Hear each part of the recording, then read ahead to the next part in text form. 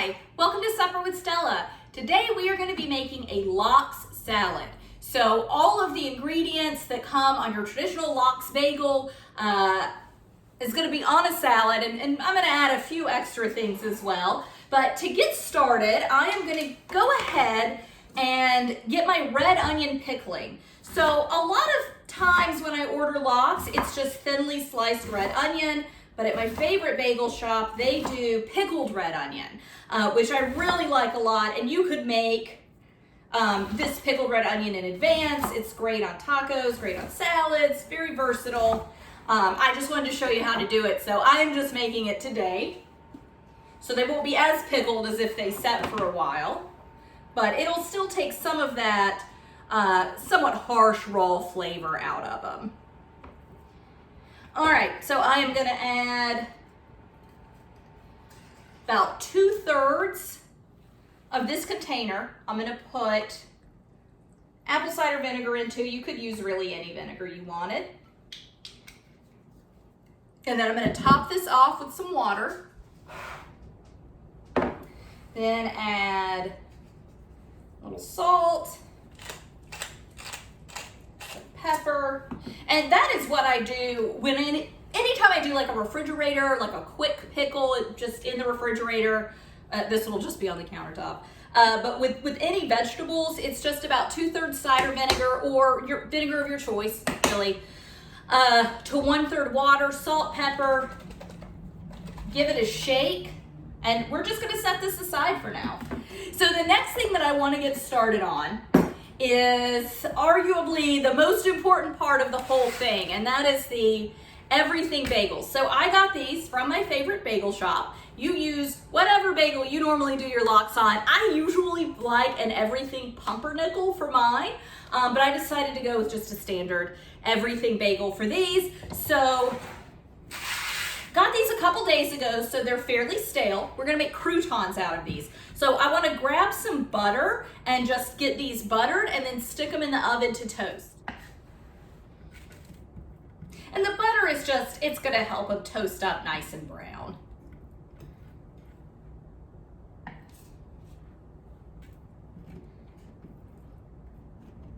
Use as little or as much as you would like. All right, so I am just gonna stick these in my oven just for as long as it takes for them to get good and golden brown. Okay, so next up is going to be a cream cheese dressing. So I am making this very similar to how I normally do a blue cheese dressing or like a feta dressing, which is gonna be pretty much 2 parts of your cheese. In this case, it is of course cream cheese. So about 2 parts cream cheese to 1 part cream. And so 2 parts of your cheese to about 1 part of a liquid. I'm using cream. You could use half and half. You could use milk. I'm just gonna eyeball it. And then a few splashes of vinegar, just like with the pickled onions. You could use whatever vinegar you wanted, but I've got apple cider vinegar out. And then I would steer clear of like a balsamic vinegar. That would really be kind of the only vinegar that I didn't want to use in this application, just because it's going to, for one, change the color of it, but it's going to bring a lot of additional flavor to it that just might not be necessary here right now, right? It may be necessary in another recipe, but not necessarily for this one. So just gonna use a little fork, and I'm just making a small amount of dressing. This is not one that I've made before. Like I said, I'm using my blue cheese, for the most part, using my blue cheese dressing. So kind of just testing, although honestly, I think this will make more dressing than what I need. And by the time I get a recipe posted, I'll have tried it again and gotten all my measurements correct. And we're just really just mashing it up. You know, with a blue cheese or a feta dressing, I want to leave some chunks of the cheese in it. This is cream cheese. I'm just not too interested in chunks of cream cheese. So I do want this to be a pretty smooth dressing.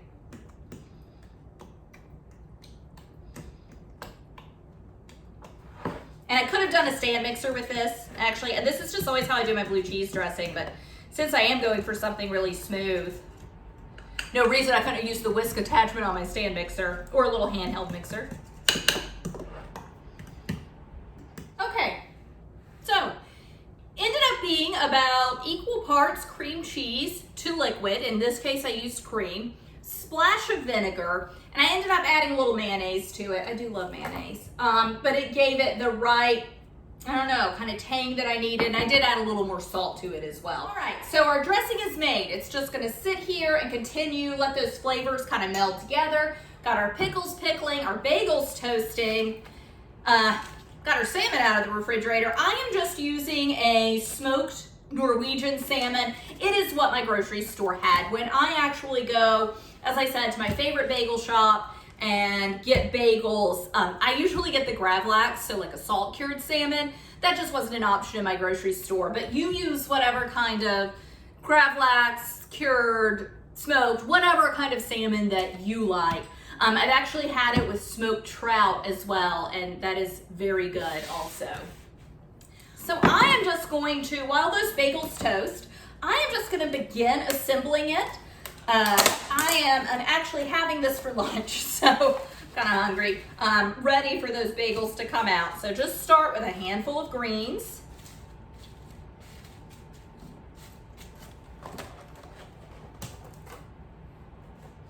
And then something I am going to add that you do not normally find on lox, I'm going to add a roasted red pepper. So a lot of times, again, I've mentioned my favorite bagel shop before, but they do a good roasted red pepper cream cheese. And they also do a really good, which is actually my favorite, is their sun-dried tomato cream cheese. So I'm going to add both roasted red pepper and sun-dried tomato to this.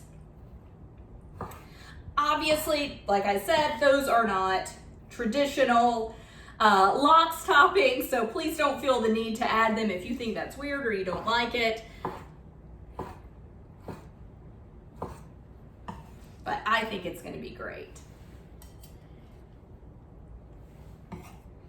So get my roasted red pepper there.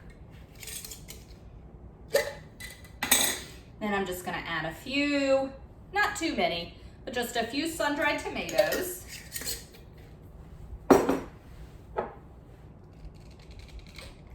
Go ahead and do a few capers.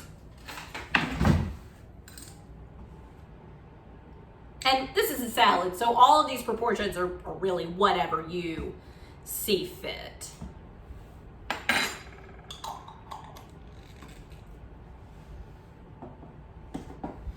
All right, so I've got this gorgeous heirloom tomato.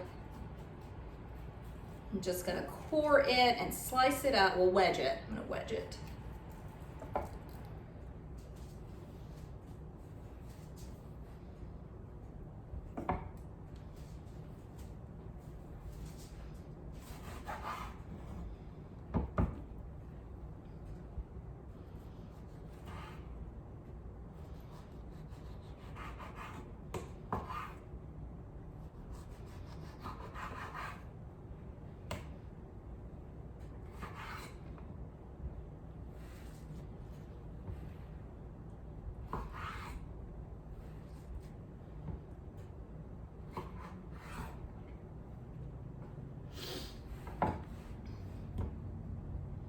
I'll cut the rest of that up later. I'm gonna go ahead and, I'm gonna let this pickle for a little bit longer. I'm gonna rinse off the roasted red pepper and then I'm gonna cut into my salmon.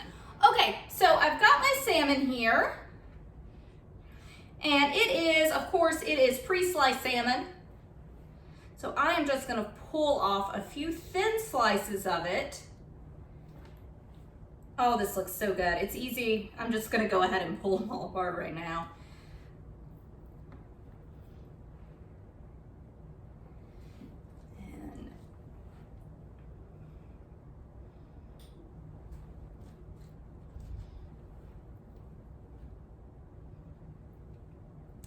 I think 2 is enough for lunch right now. All right, so another ingredient I'm gonna add that is not traditional at all, but I've got them in my refrigerator because I've been kind of snacking on them for breakfast and lunch. It's just a boiled egg.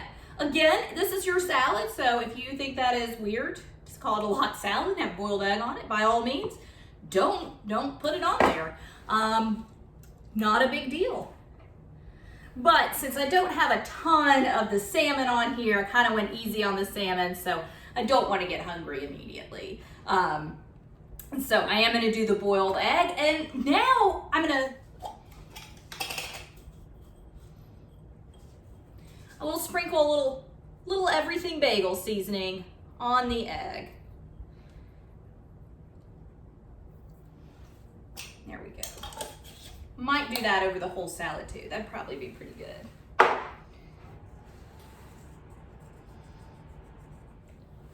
All right, so it's almost done. Of the bagels in the oven, one of them is a little darker than the others, so I'm gonna let the others continue to toast. You really only need to see one of the bagel croutons. I am just gonna add a few slices of pickled onion. You don't have to pickle it. Plenty of places do lox that's just raw pickle. In a perfect world, I would have pickled these 2 days ago and just let them be pickling, but again, I wanted to show you guys how I did it. So got a little bit of pickled red onion, and now I'm gonna slice, it's kind of weird because it's a circle. I'm just gonna slice some bite-sized croutons out of this bagel. So it seems like it's good and toasted on the outside. As I said, I used a stale bagel, it's a couple days old, but still want to retain kind of that nice like chewy quality on the interior that a bagel has. You know, kind of what sets them apart from all the other breads out there.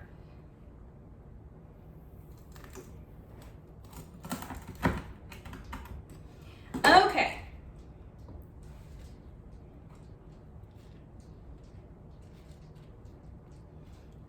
All right, everything bagel croutons in the center, and then I'm going to dress it with a little bit of my cream cheese dressing.